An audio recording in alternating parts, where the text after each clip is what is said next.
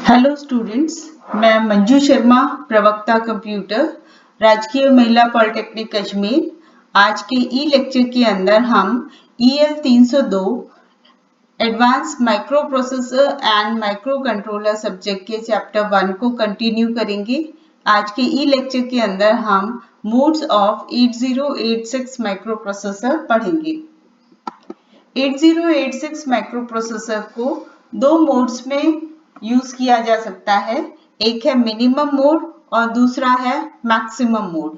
Processor को minimum या maximum mode किसमें काम में ले रहे हैं, ये डिपेंड करता है पिन नंबर 33 जो कि है min max signal.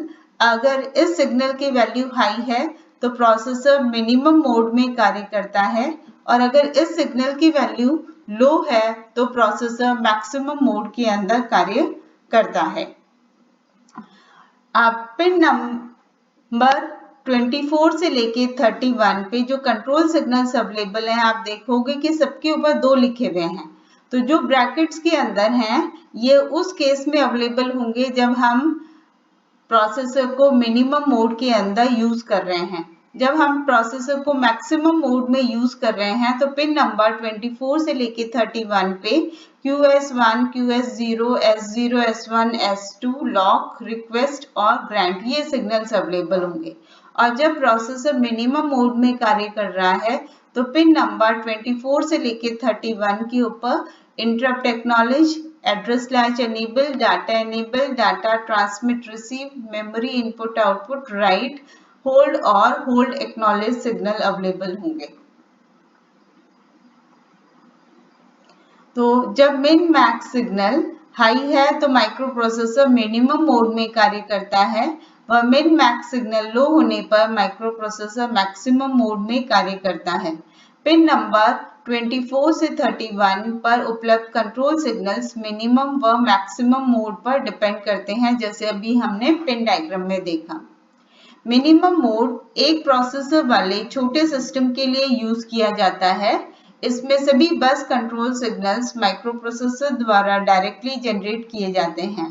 Maximum mode दो या दो से अधिक प्रोसेसर यूज करने वाले मीडियम व लार्ज सिस्टम के लिए यूज किया जाता है।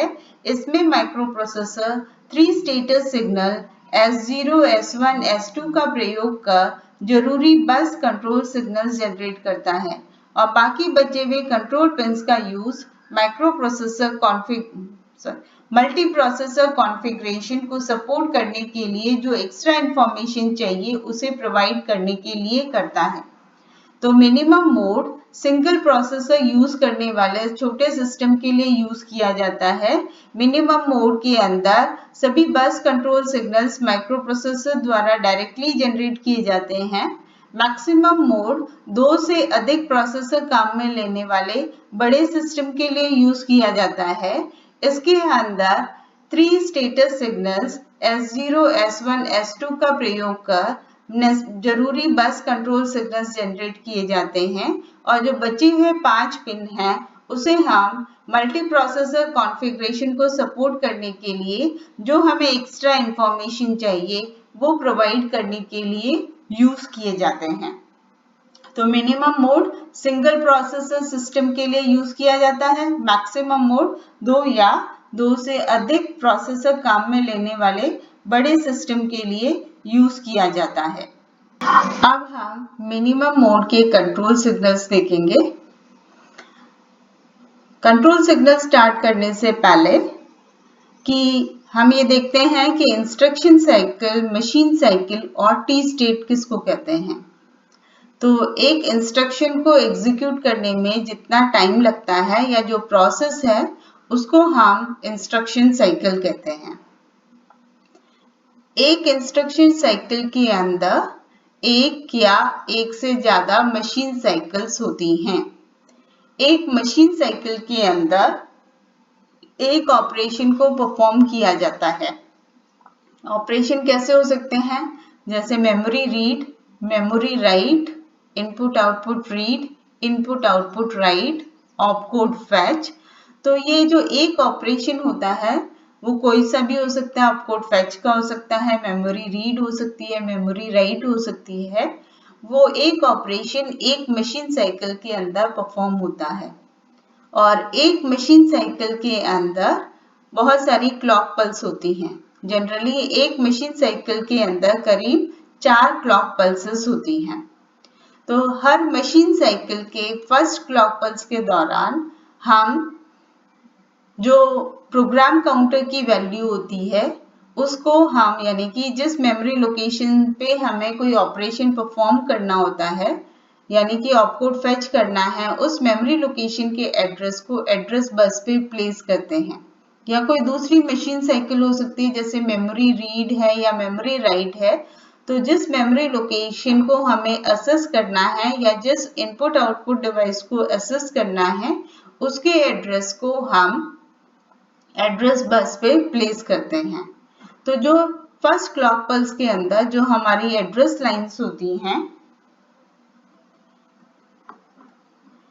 AD15 से लेके AD0 और A19 से लेके A16, तो हर मशीन साइकिल के अंदर फर्स्ट क्लॉक पल्स के दौरान इनके ऊपर एड्रेस प्लेस होता है और बाकी क्लॉक पल्स के अंदर हम इन्हें डाटा बस और स्टेटस सिग्नल की तरह काम में ले सकते हैं।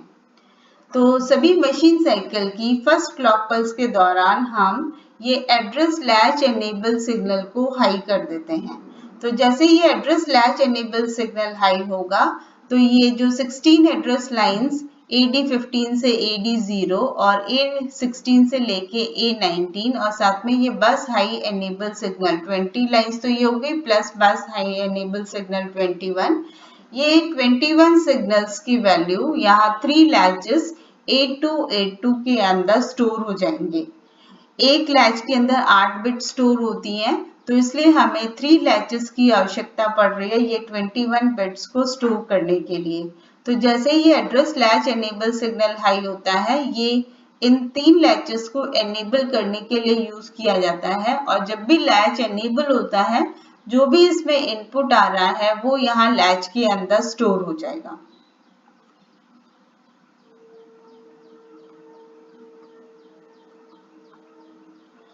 तो एड्रेस लैच एनेबल ये एक एक्टिव हाई आउटपुट सिग्नल है। इसका यूज एड्रेस बस A0 से लेके A19 व बस हाई एनेबल सिग्नल को 38282 8 बिट लैचेस में लैच करने के लिए किया जाता है और सभी मशीन साइकिल के T1 क्लॉक पल्स में इस सिग्नल को हाई किया जाता है। पिन नंबर 24 पर है इंटरप्ट एक्नॉलेज। इस सिग्नल द्वारा इंटरप्ट रिक्वेस्ट को एक्नॉलेज किया जाता है और एक्नॉलेज कैसे किया जाता है कि इंटरप्ट एक्नॉलेज साइकिल के सेकंड और थर्ड क्लॉक पल्स के दौरान जब भी, क्योंकि फर्स्ट में तो एड्रेस प्लेस किया जाता है और जब सेकंड और थर्ड क्लॉक पल्स के दौरान ये जो इंटरप्ट एक्नॉलेज सिग्नल है इसको एक्टिव लो कर देते हैं और जैसे ये interrupt acknowledge signal active low होता है तो हार्डवेयर सर्किट के द्वारा INT इंस्ट्रक्शन के ऑपकोड को डाटा बस पर प्लेस किया जाता है जो कि इक्विवेलेंट है कॉल इंस्ट्रक्शन, क्योंकि इंटरप्ट एक्नॉलेज करने का मतलब ये है कि हमें इंटरप्ट सर्विस रूटीन को एग्जीक्यूट करना है। तो इंटरप्ट सर्विस रूटीन को एग्जीक्यूट करने के लिए हमें अपने प्रोग्राम को बीच में रोक के और इंटरप्ट सर्विस रूटीन के ऊपर जंप करना है। तो INT इंस्ट्रक्शन के ऑपकोड को यहाँ पे डाटा बस पे प्लेस किया जाता है जिससे micro processor interrupt service routine को एग्जीक्यूट कर सके। तो इस सिग्नल के द्वारा इंटरप्ट रिक्वेस्ट को एक्नॉलेज किया जाता है। इंटरप्ट एक्नॉलेज साइकिल के T2 T3 क्लॉक पल्स में इस कंट्रोल सिग्नल की वैल्यू को लो कर देते हैं और जैसे ही ये सिग्नल लो होगा तो हार्डवेयर सर्किट द्वारा INT इंस्ट्रक्शन के ऑपकोड को डाटा बस पर प्लेस किया जाता है जिससे micro processor interrupt service routine को एग्जीक्यूट कर सके। नेक्स्ट सिग्नल है डाटा एनेबल, ये भी एक एक्टिव लो है। तो डाटा बस के साथ काम आने वाले बफर्स का output 3 state output high, low and high impedance होना चाहिए जिससे माइक्रो प्रोसेसर जब मल्टीप्लेक्स्ड एड्रेस डाटा बस को एड्रेस बस की तरह काम में ले रहा हो तब वह बफर्स के आउटपुट को फ्लोट कर सके। अतः 8286 ट्रांसीवर बफर के 3 स्टेट आउटपुट को एनेबल करने के लिए T2 के क्लॉक पल्स के मध्य से T4 क्लॉक पल्स के मध्य तक डाटा एनेबल सिग्नल को एक्टिव लो किया जाता है।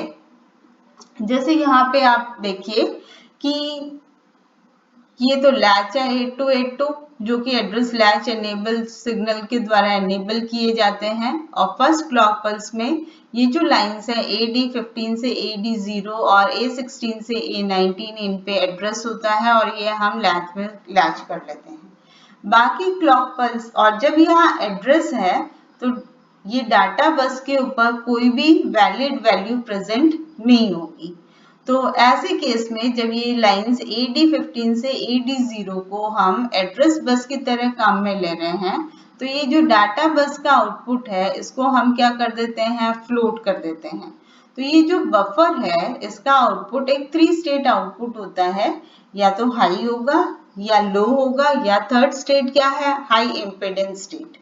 तो जब ये AD15 से AD0 एड्रेस बस की तरह काम में आ रही है तब यहाँ पे डाटा बस पे कोई डाटा अवेलेबल नहीं होता है और ऐसे केस में हम डाटा बस को हाई इम्पीडेंस या फ्लोट कर देते हैं। अब ये जो 8286 ट्रांसीवर बफर्स हैं, आप हमें मालूम है कि हर मशीन साइकिल के T2 के मध्य से लेके यानी कि T2 के सेंटर से लेके T4 के सेंटर तक डाटा बस के ऊपर डाटा प्रेजेंट होता है और इसको अवेलेबल डाटा बस के ऊपर वैलिड डाटा प्रेजेंट है, उसके लिए हम ये डाटा एनेबल सिग्नल को लो कर देते हैं।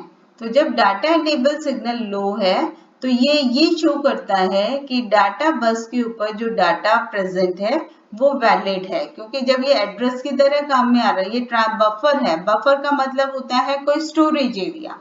तो इस बफर में क्या स्टोर हो रहा है, ये जो डाटा बस पे डाटा अवेलेबल हो रहा है वो हम ट्रांसफर बफर में, अब वो किसी भी डायरेक्शन से आ सकता है क्योंकि डाटा बस बाई डायरेक्शनल है।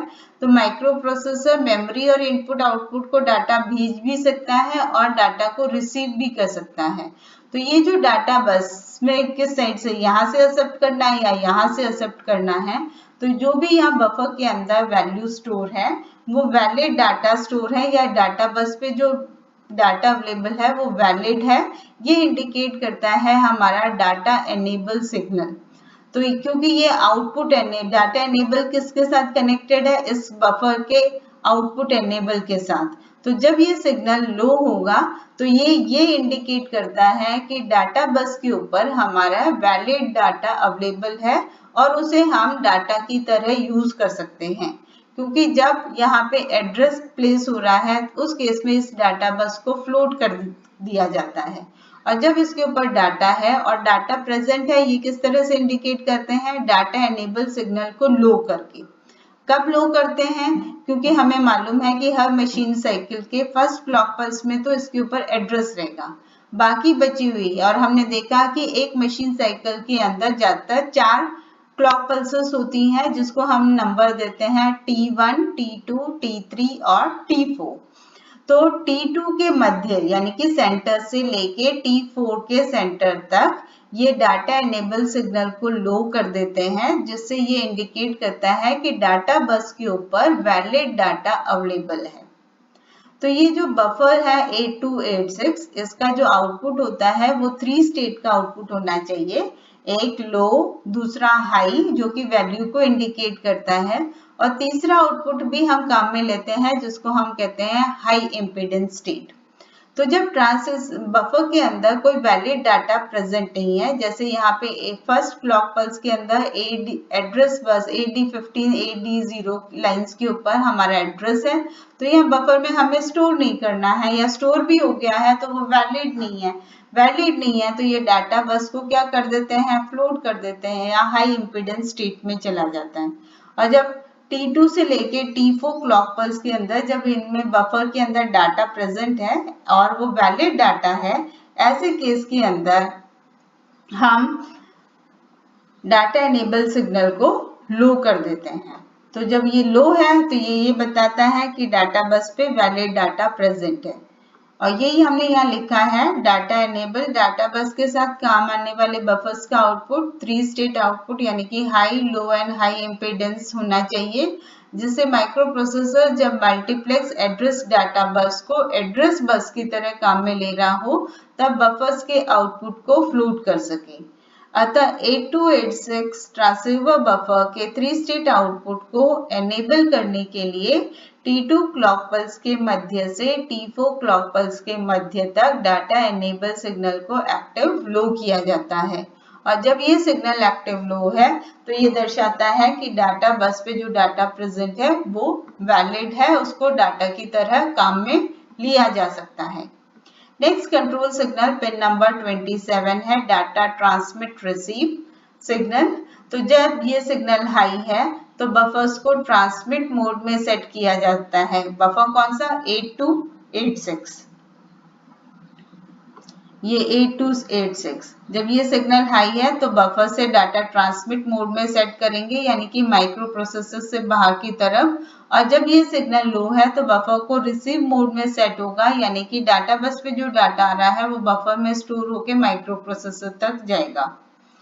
तो जब डाटा ट्रांसमिट सिग्नल हाई है तो डाटा बफर्स को डाटा ट्रांसमिट करने के लिए सेट किया जाता है, व लो होने पर डाटा बफर्स द्वारा डाटा को रिसीव किया जाता है। तो हाई है तो डाटा ट्रांसमिट, लो है तो डाटा रिसीव किया जाएगा बफर के द्वारा। नेक्स्ट सिग्नल है मेमोरी/IO बार। तो जब ये सिग्नल की वैल्यू हाई है तो ये बताता है कि माइक्रो प्रोसेसर मेमोरी के साथ कम्युनिकेट कर रहा है, और जब इस सिग्नल की वैल्यू लो है तो ये बताता है कि micro processor input output devices से कम्युनिकेट कर रहा है। तो माइक्रो प्रोसेसर मेमोरी या इनपुट आउटपुट डिवाइस से कम्युनिकेट कर रहा है, वो हम किससे कम्युनिकेट कर रहा है वो हम इस सिग्नल से ज्ञात कर सकते हैं। तो मेमोरी से डाटा रीड व राइट करने के लिए मेमोरी इनपुट आउटपुट सिग्नल को हाई व इनपुट आउटपुट से डाटा रीड व राइट करने के लिए मेमोरी इनपुट आउटपुट सिग्नल को लो किया जाता है। Next control signal pin number 29 के ऊपर है राइट बार। ये एक एक्टिव लो आउटपुट सिग्नल है जिसे राइट ऑपरेशन परफॉर्म करने के लिए लो किया जाता है। और राइट ऑपरेशन परफॉर्म कब होगा? ये भी T2 से लेके T4 के सेंटर तक, तो सेकेंड और से लेके फोर्थ क्लॉक पल्स के मध्य में ये राइट सिग्नल को एक्टिव लो किया जाता है। Next control signal hold. ये एक एक्टिव हाई इनपुट सिग्नल है। ये सिग्नल हाई होने पर ये शो करता है कि कोई पेरिफेरल माइक्रो प्रोसेसर से बसेस के लिए रिक्वेस्ट कर रही है। जब भी कोई दूसरे प्रोसेसर जैसे DMA कंट्रोलर को माइक्रो प्रोसेसर की एड्रेस बस को यूज करना है तो वो जब एड्रेस बस के लिए रिक्वेस्ट भेजती है तो वो उस पेरिफेरल के द्वारा होल्ड सिग्नल को हाई किया जाता है। तो ये सिग्नल हाई होने पर ये दर्शाता है कि कोई पेरिफेरल लोकल बसेस को यूज करने के लिए रिक्वेस्ट भेज रहा है। और जब माइक्रो प्रोसेसर उस पेरिफेरल को एड्रेस ऑफ बस यूज करने के लिए अलाउ कर देता है तो वो इसको इन्फॉर्म करने के लिए होल्ड एक्नॉलेज सिग्नल उस पेरिफेरल को भेजता है। पेरिफेरल ने तो होल्ड सिग्नल को हाई किया जिससे माइक्रोप्रोसेसर को ये पता चलता है कि पेरिफेरल माइक्रोप्रोसेसर की बसेस को यूज करना चाह रहा है। और जब माइक्रोप्रोसेसर ने अपने काम यानी कि मशीन साइकिल के एंड के ऊपर वो क्या करता है कि जब वो उस पेरिफेरल को अपने बसेस यूज करने के लिए फ्री करता है तो वो उस पेरिफेरल को इन्फॉर्म करता है होल्ड एक्नॉलेज सिग्नल के द्वारा। तो इस सिग्नल द्वारा माइक्रो प्रोसेसर बस रिक्वेस्ट को एक्नॉलेज करता है कि अब मैंने बसेस को रिलिंक्विश यानी कि फ्री कर दिया है और अब वो पेरिफेरल बसेस को यूज कर सकता है। अब हम मैक्सिमम मोड कंट्रोल सिग्नल्स देखेंगे। पिन नंबर 24-25 पर है QS0, QS1। QS stands for Q status। ये पिन्स Q ऑपरेशन परफॉर्म होने के पश्चात इंस्ट्रक्शन Q के स्टेटस को शो करता है। निम्न टेबल के अनुसार ये ज्ञात किया जा सकता है कि पिछली क्लॉक पल्स में इंस्ट्रक्शन क्यू पर कौन सा ऑपरेशन परफॉर्म किया गया था। तो अगर QS1 QS0 की वैल्यू 00 है तो ये बताता है कि पिछली साइकिल के अंदर कोई ऑपरेशन Q के ऊपर कोई ऑपरेशन परफॉर्म नहीं किया गया था। अगर 01 है तो इसका मतलब ये है कि पिछले मशीन साइकिल के दौरान Q से ऑपकोड की फर्स्ट बाइट को रीड किया गया था। अगर 10 है तो इसका मतलब है कि पिछली मशीन साइकिल में Q को एम्प्टी किया गया था। और एम्प्टी कब करते हैं कि डिकोड करने के बाद जब प्रोसेसर को पता चलता है कि उसे एक कॉल या जंप इंस्ट्रक्शन को एग्जीक्यूट कर रहा है वो, तो जंप और कॉल इंस्ट्रक्शन को एग्जीक्यूट करते वक्त Q को एम्प्टी किया जाता है।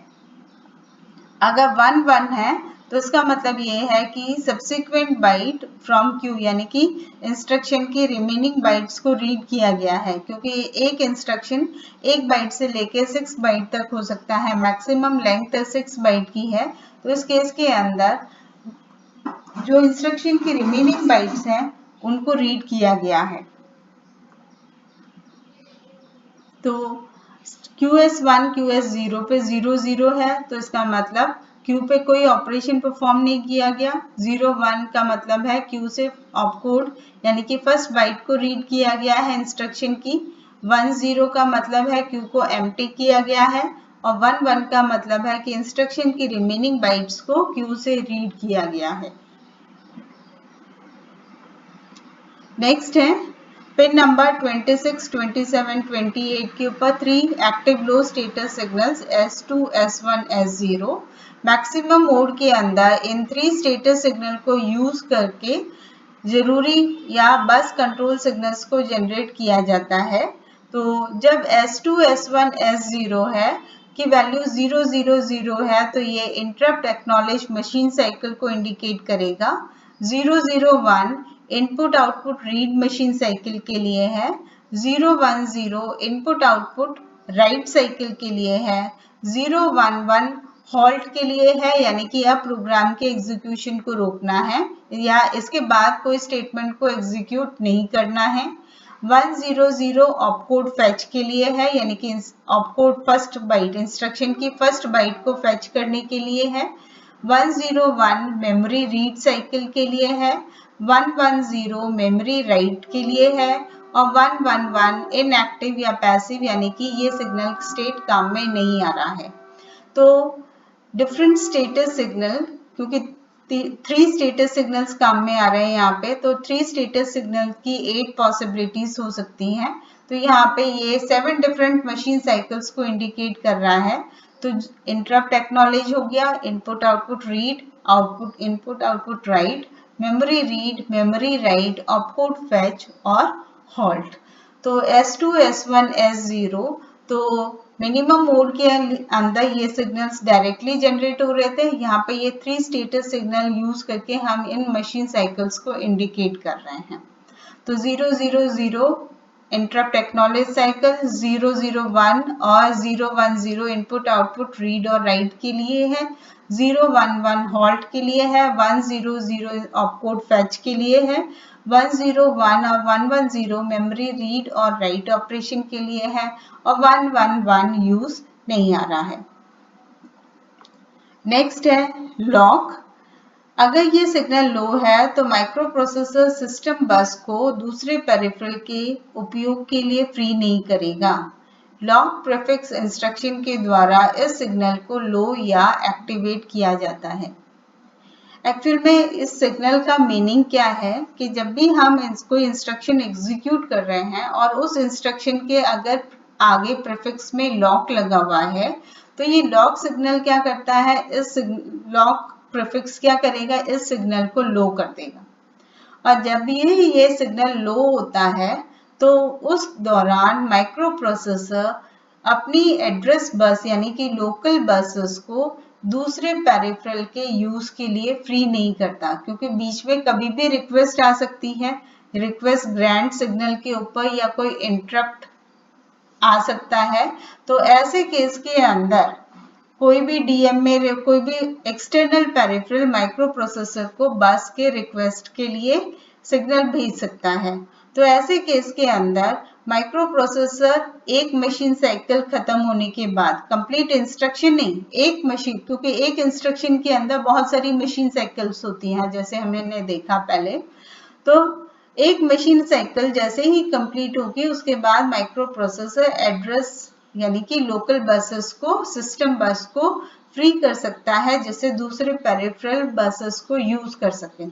लेकिन हम अगर ये चाहते हैं कि पूरे इंस्ट्रक्शन जब तक एग्जीक्यूट नहीं हो जाता तब तक माइक्रो प्रोसेसर किसी दूसरे पेरिफेरल को के लिए बसेस फ्री नहीं करे, ऐसे केस में उस इंस्ट्रक्शन के आगे लॉक लगा देते हैं। और लॉक का मतलब ये है कि ये सिग्नल लो हो जाएगा और जब तक ये इंस्ट्रक्शन एग्जीक्यूट नहीं हो जाता माइक्रो प्रोसेसर किसी भी दूसरे पेरिफेरल को सिस्टम बस यूज करने की इजाजत नहीं देगा, मतलब उसके लिए बसेस को फ्री नहीं करेगा।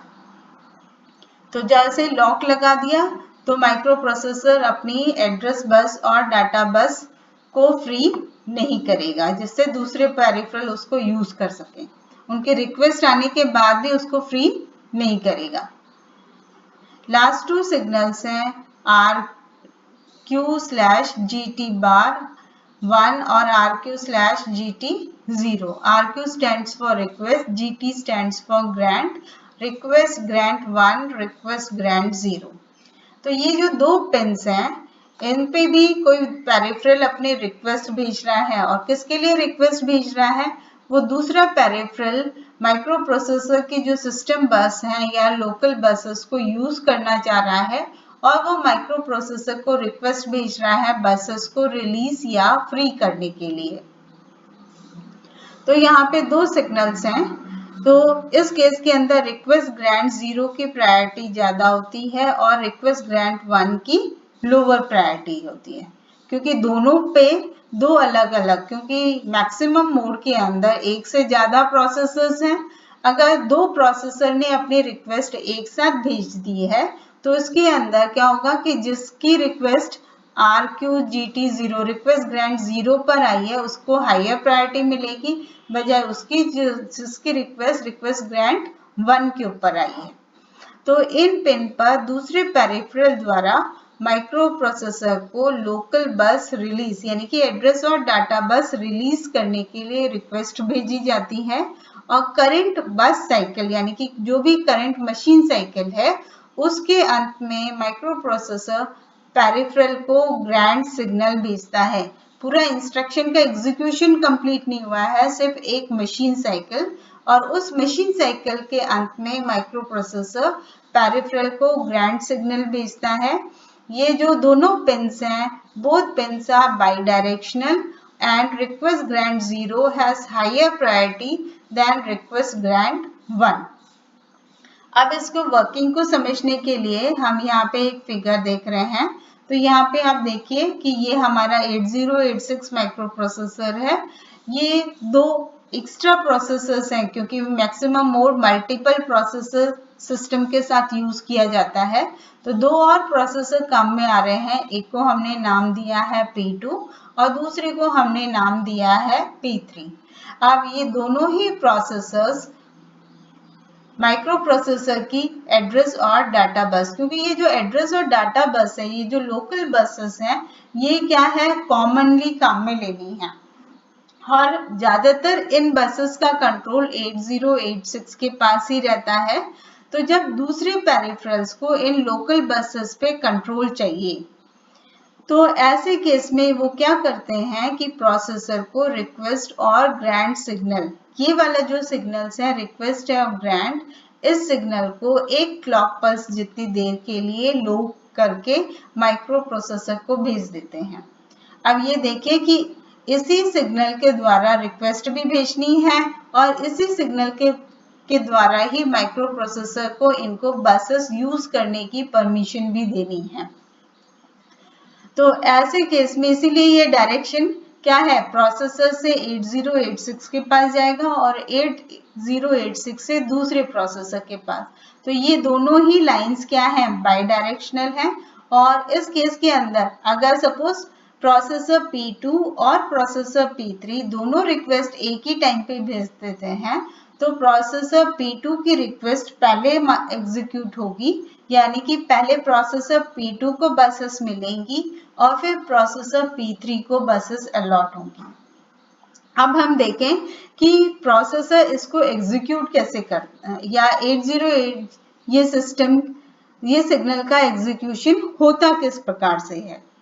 तो सबसे पहले प्रोसेसर इस सिग्नल रिक्वेस्ट ग्रांट 0 को एक क्लॉक पल्स के लिए लो करेगा और फिर उसको प्रोसेसर को भेज देगा। अब इसी सिग्नल को एग्जीक्यूशन को हम टुकड़ों में करके समझ रहे हैं कि जैसे यहाँ पे ये रेड लाइन आ रही है तो इसका मतलब क्या है, रिक्वेस्ट ग्रांट के ऊपर एक क्लॉक पल्स के लिए इस सिग्नल को लो करके प्रोसेसर P2 ने 8086 को भेज दिया। कितनी देर के लिए लो किया है, एक क्लॉक पल्स जितनी देर के लिए।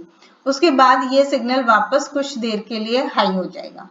अब जैसे ही ये सिग्नल लो होगा तो माइक्रो प्रोसेसर को पता चल रहा है कि कोई दूसरा प्रोसेसर है जो एड्रेस और डाटा बस को यूज करना चाह रहा है।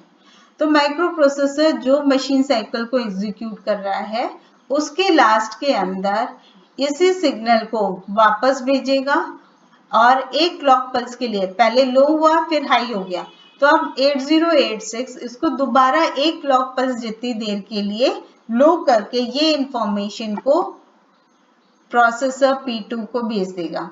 ये फर्स्ट रेड लाइन ये इंडिकेट कर रही है कि एक क्लॉक पल्स के लिए रिक्वेस्ट ग्रांट सिग्नल लो हुआ जिससे माइक्रो प्रोसेसर को पता चला कि कोई दूसरा प्रोसेसर एड्रेस और डाटा बस की रिक्वेस्ट भेज रहा है। फिर मशीन साइकिल के अंत के अंदर ये रिक्वेस्ट ग्रांट सिग्नल को ही माइक्रो प्रोसेसर 8086 ने एक क्लॉक पल्स जितनी देर के लिए लो कर दिया और ये लो इंफॉर्मेशन प्रोसेसर P2 के पास जब पहुंचेगी तो उसको पता चल जाएगा कि 8086 ने बसेस को फ्री कर दिया है या बसेस का यूज उसे ग्रांट कर दिया है। अब वो बसेस को मास्टर प्रोसेसर की तरह यूज कर सकता है। और जब प्रोसेसर P2 एड्रेस और डाटा बस को यूज कर चुका हो और उसे वापस लौटाना है तो वो क्या करेगा, फिर से रिक्वेस्ट ग्रांट सिग्नल को एक क्लॉक पल्स के लिए लो कर देगा। और तो ये रिक्वेस्ट ग्रांट सिग्नल को हमने 3 बार एक एक क्लॉक पल्स के लिए लो किया है। तो एक बार लो हुआ फिर हाई हो गया, फिर लो हुआ फिर हाई हो गया, फिर लो हुआ फिर हाई हो गया। पहली बार लो में प्रोसेसर P2 यानी कि दूसरे प्रोसेसर माइक्रो प्रोसेसर को रिक्वेस्ट भेजना है। जब ये दूसरी बार लो हुआ तो प्रोसेसर 8086 दूसरे प्रोसेसर को ग्रांट की इंफॉर्मेशन दे रहा है और तीसरी बार जब लो हुआ तो ये जो प्रोसेसर P2 ने 8086 को इन्फॉर्म किया कि उसका काम हो गया है, अब वो बसेस का दोबारा से कंट्रोल ले सकता है। तो इस प्रकार से